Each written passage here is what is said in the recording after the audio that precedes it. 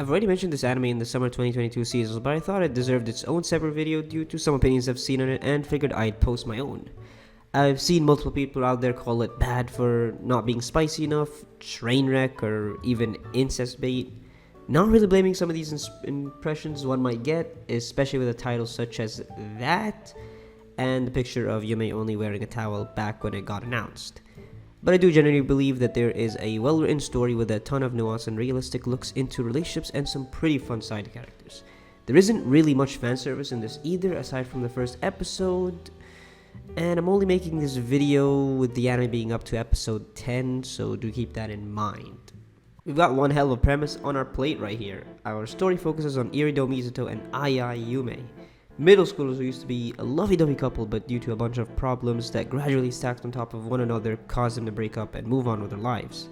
Not long after though, Mizuto's father remarries, and it just so happened that the daughter of Mizuto's new stepmom is his ex herself.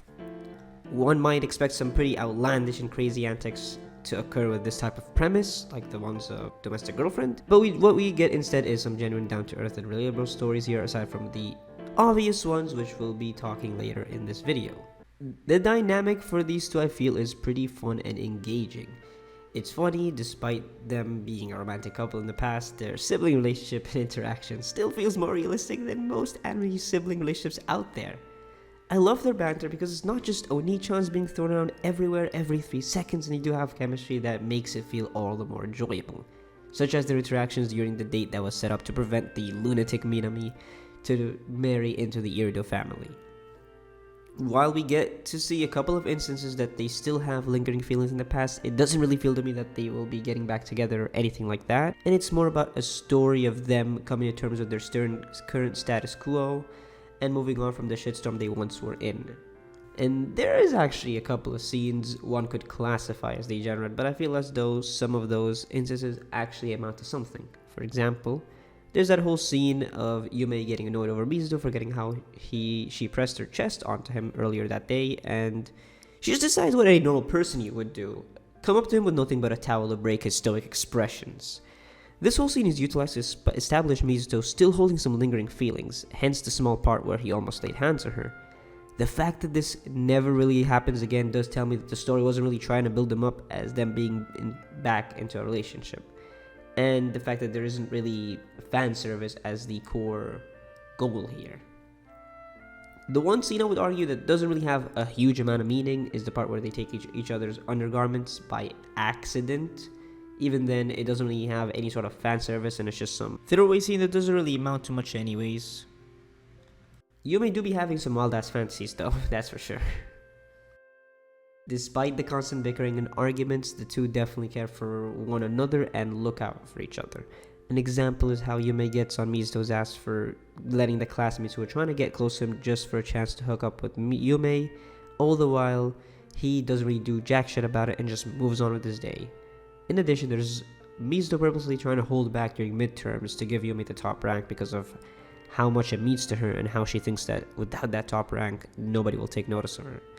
The biggest of them all is especially how Yume acted with Mizuto when she was sick, essentially staying with her the entire time after Minami left. And speaking of which, I really love Mizuto's character in general. He has this stoic and sardonic personality that's pretty entertaining, especially when he's interacting with any of the other side characters or Yume herself. And simultaneously, he's the most caring and emotional of them all. Look at the lengths he's willing to go to just to get Yume to the top spot.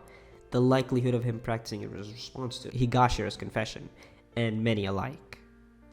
They both have some very compelling depth to them. Yume has insecurities about her past personality being an introverted bookworm and tries to create this extroverted popular high school girl that's liked by everyone and is just fixated on that personality to the point where she thinks that she has to get the top 1 score always or else she has no value.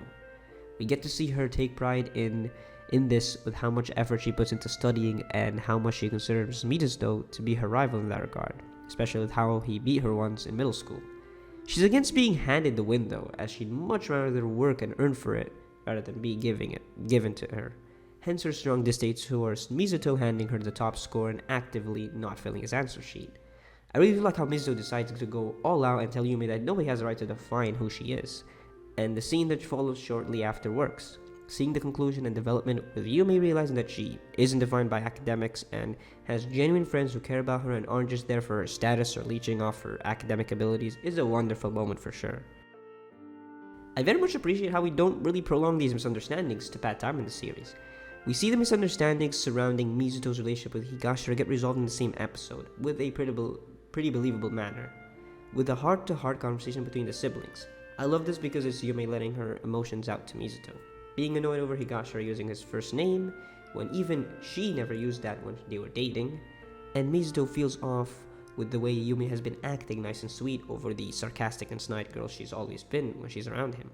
To put it simply, it's a talk between siblings and I love the interactions during said talk. You might wonder, but Joe, what's so special about that? Well, my response to that is, I don't think you've seen much anime, especially when a good chunk of those siblings in anime rarely feel like siblings, if that makes sense. Hell, I love how Mizuto just outright tells her that it's creepy for her to be jealous over her brother when she asks him about it. Who would have known? If you've seen bottom tier character Tomazaki, then you have a good idea of what kind of character Akatsuki Minami is like. She's the athletic extrovert girl that befriends the U student. Like, come on, there's no way it was a coincidence that they even are voiced by the same fucking person. However, unlike Tomazaki's Minami, this one has a few screws loose. She has a habit of being way too invested in things she's hooked on, hence being obsessed with Yume and wants to remarry into the Iterado family just to be able to spend time with Yume all the time and have her as a sister. Her lunacy extends to things such as stalking, following him around everywhere, and even going as far as to add a whole ass chair into the living room just to make it look like she's part of the family. Moreover, she's quite perceptive when it comes to relationships. She's able to deduce Mizuto's situation fairly accurately, and I do like her approach towards romance, which we will be getting later into the video when talking about the realistic take on romance and relationships in this series. We also have Kawanami, Mizuto's self-proclaimed best friend who prefers to watch romances from afar. Honestly, thinking about it, his relationship with Minami probably is the reason why he's distant towards romance in the first place. I do love these two. I do like how Minami's crazy shit was actually addressed. Rather than leave it be a joke or comedic segment, she intends to marry still into the Iterado family, just not with the crazy methods she initially attempted. Kawanami might not have some big character arc or development, but he is super fun with the personality that he has and the witty way he acts towards Mizuto or Minami. Even though this is not a prominent thing in the anime, the friend group is pretty cool.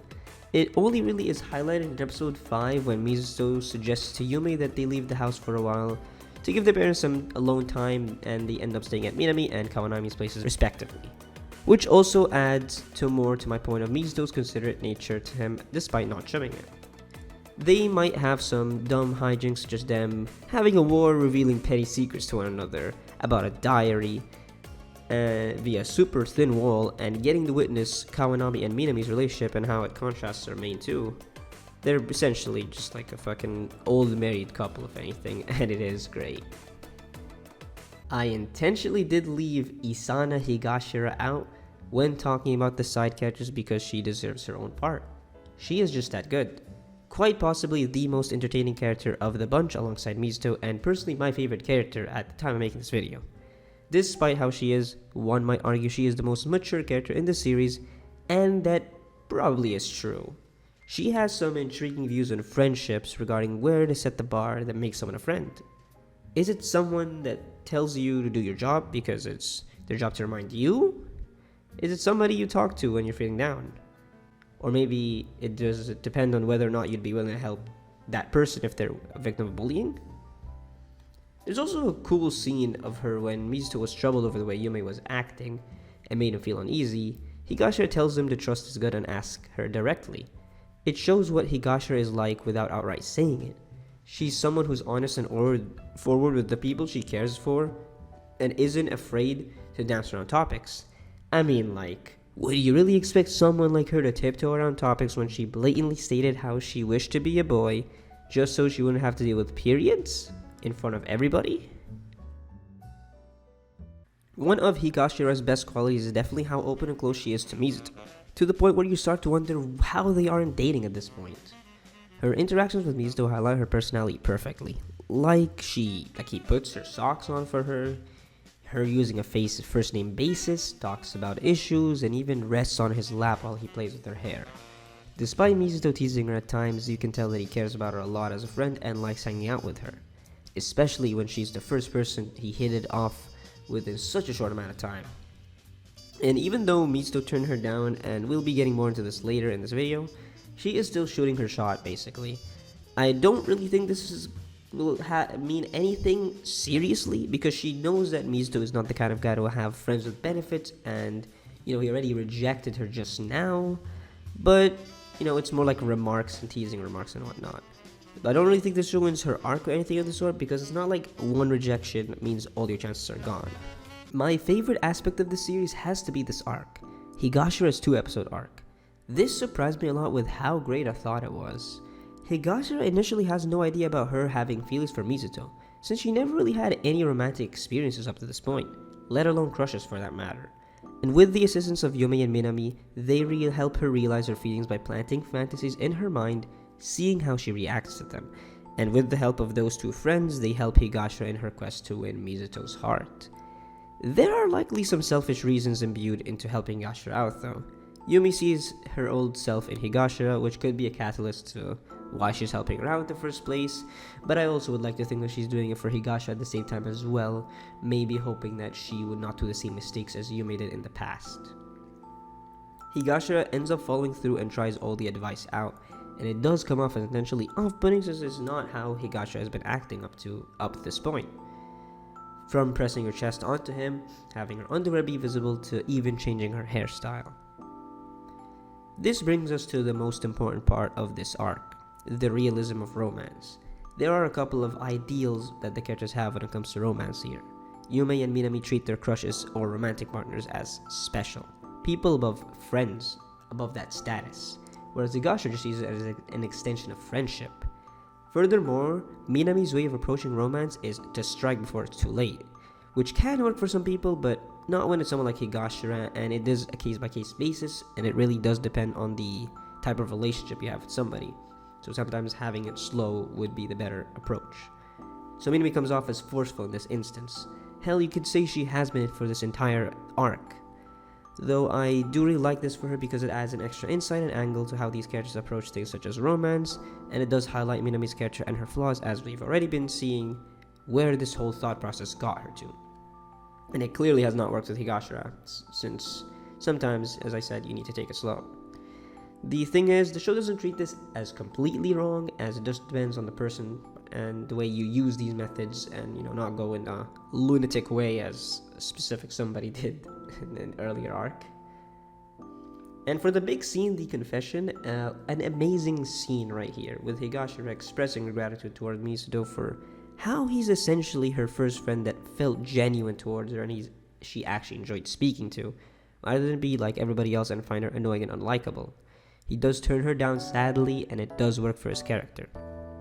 His thoughtfulness comes to play with how he keeps apologizing when he doesn't even need to. He can just apologize once, but he emphasizes how much times he's apologizing and how much times he feels sorry about this.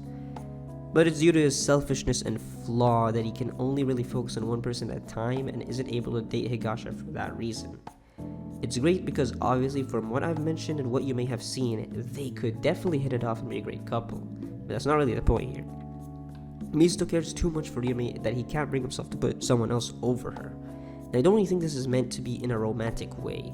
To me, this looks like more in the platonic sense, as in the way they've been looking out for each other, and him looking out for her so that she could be happy, and he even has said multiple times that they are way more healthy right now as siblings compared to when they were dating. あの時どうしてあなたが思いとどまったのか分かった。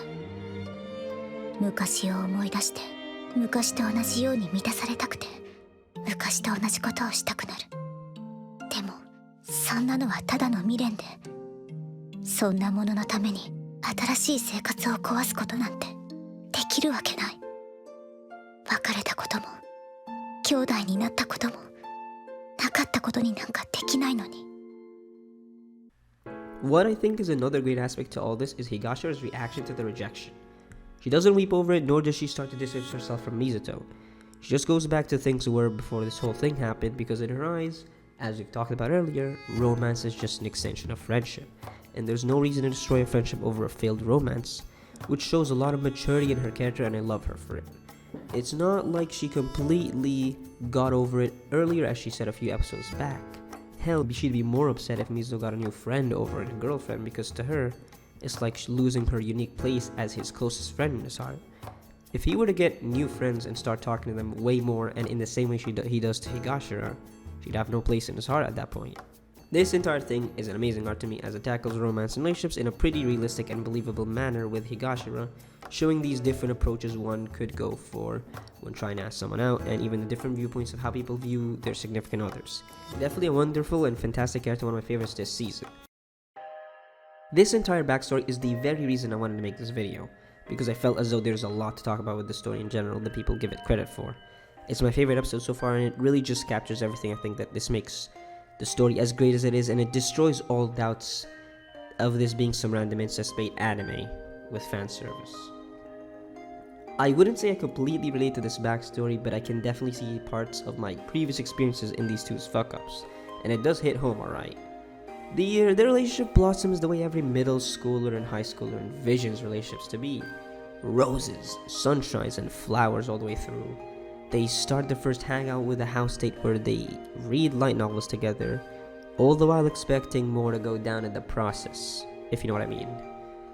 We get to see how awkward these two are, considering this is their first date ever. Yume's trying to hide her shyness while Mizuto's trying to act this cool, calm, and collected character, but backed off from making a move because he thought she was afraid of it and was scared to do anything. Very sweet, wholesome fluff. Enjoy while it lasts though. Things start to go south once they end up in different classes, which I think is actually a pretty cool thing, because usually with this type of stuff, you'd expect the couple to be in the same class, so seeing this type of thing happen and take the story taking this route is pretty refreshing, and it does play a factor here. Yume feels lonely without her boyfriend, and they decide to promise that they meet and hang out, on holidays such as Christmas. Days go by, and the routine is meeting at the library until one day, Yume mentions about how she befriended somebody after finally bringing herself to talk to the person, thanks to dating Mizuto to give her more confidence, hence being able to befriend that person. At first, Mizuto is happy for her growth and roots for her, but as time goes on and she befriends more and more people, it's all she talks about and starts to gradually have less and less time for him. My friend this, my friend that. It's a recipe for a complete train wreck of a disaster. To add, I do appreciate that Yume wasn't fully introverted and just suddenly shifted into extrovert in her high school debut. We see here that she put an effort even back then to grow out of her shell and become more social, and it's clear that these skills played a factor to her image in the present. It caused a distance between the two and left Mizuto feeling lonely. Every time you hear the word friend come out of her mouth, you feel the discomfort and gradual stacking of anger that starts to grow within Mizuto. It's like he doesn't matter anymore to her in his eyes, and when he can't take it anymore, he blatantly tells her to quit it and stop mentioning her friends to him. And as if things can't get any worse from here, Yume spots a girl talking to Mizuto in the seat she would usually sit on, talking about books. It may not seem a big deal to most people, but to a middle schooler or even a high schooler, it's a very big deal. They know jack shit about dating, so her assumption that he's cheating over just talking to a girl is believable and sounds part of the curse for the phase of life that they're in, basically. To add on to this, they both knew how much they fucked up. It's just that pride and jealousy took over, and they wanted to be the top priority in their significant other's heart, and it led to this meaningless mess that could have been resolved so easily. I appreciate the monologues and regrets that, because it makes it feel all the more relatable and realistic, because a good amount of times both sides do know that they fucked up, but they're too prideful to actually admit to it. Like Mizuto knew he could have just tried to be part of Yume's friend group and shouldn't have gotten angry over the way Yume was talking about her friends just because he assumed she was taking pity on him, when she was probably just trying to be considerate. And it's not like this was one-sided, both of them could have done things better for sure. Yume should have realized that talking too much about her friends and leaving Mizuto hanging just to hang out with her friends would make him upset, and Mizuto probably should have been honest about his feelings earlier rather than trying to ball it all up. It all ties together though. They were pretty young, and when you're young, you're bound to make the mistakes such as these and cause a chain of drama and messes that you look back on and just laugh at when you get older and realize how just stupid these arguments are. And even after a reconciliation attempt, it doesn't work out. Shit like this does not heal easily, sometimes even lasting an impact on a teenager. It looks pretty minuscule, as we said, but not in the eyes of a middle schooler. Those awkward feelings and thoughts will linger when you're around that person. Mizuto doesn't even bring himself to walk next to Yume anymore, and Yume can't even bring herself to say anything to him at all, let alone apologize for the wild accusations or show remorse for making them in the first place. It especially hurts seeing her go to the festival all by herself. Usually, a common trope is that we'd get her weep over the situation, have some emotional moments, and then Mizuto shows up to save the day and all's well that ends well. But this is not the case here at all, and I'm very glad for it to not do in the story. It is definitely heartbreaking to see Yume lament everything that happened and that caused this, and hopes for some miracle of him showing up magically and fixing it with a flick of a switch. But this isn't some fairy tale, and it's not going to happen the way things are with these two. And it gets worse and worse over time. What starts as days without meeting turns into months, and what turns into months turns into an entire summer break, and then after a summer break they just part ways completely. This entire episode puts into perspective just how unhealthy and bad a relationship these two had as a couple, and you can definitely see just how much better off they are as siblings. To Mizuto, breaking up wasn't necessarily painful, it was liberating. What was painful was the actual relationship at that point, because what he once loved about Yume slowly turned into hatred, and both emotions start to clash and made him suffer, and it is a pretty scary thing to go through. Imagine everything you love about somebody you care for gradually turning into hatred. It's just not fun, it slowly eats at you. It is impossible to brush off, and if you do try to, it only gets worse, as we witness in this episode, unless things change in a meaningful manner. And I love how the series portrays us with this scene at the end, showing how their banter interactions are compared to when they were dating. They're much more open with each other, and while they do bicker, it's not serious at all and nowhere near as hurtful as it once was. This isn't some sort of new scene that we haven't seen before, but his placement here works wonderfully. Also, gotta love how they misunderstood each other during the house date, and they could have had their first time, but their misunderstandings ruined that entirely. In conclusion, this show is honestly one of my favorites this season. It has a good mix of fun, compelling themes, and fluffy episodes all packaged into one. There's a lot to enjoy when it comes to the way the story deals with relationships, romance, depth, and all the like. I don't think it's what people make it out to be when it gets called incest bait or something similar, or emo. It has things to say about the story and topics it wants to tell, and the traits and aspects to use are being explored and utilized rather than being used as a gimmick or excuse to drag the story. And as I mentioned earlier, I've seen people claim it's not good because it's vanilla and it isn't spicy, but I would much rather the story the way it is right now, since if it were the latter, I don't know if it would have the same impact as it is right now. Hopefully the last episodes stick and landing and make it even better. This is Joe signing off.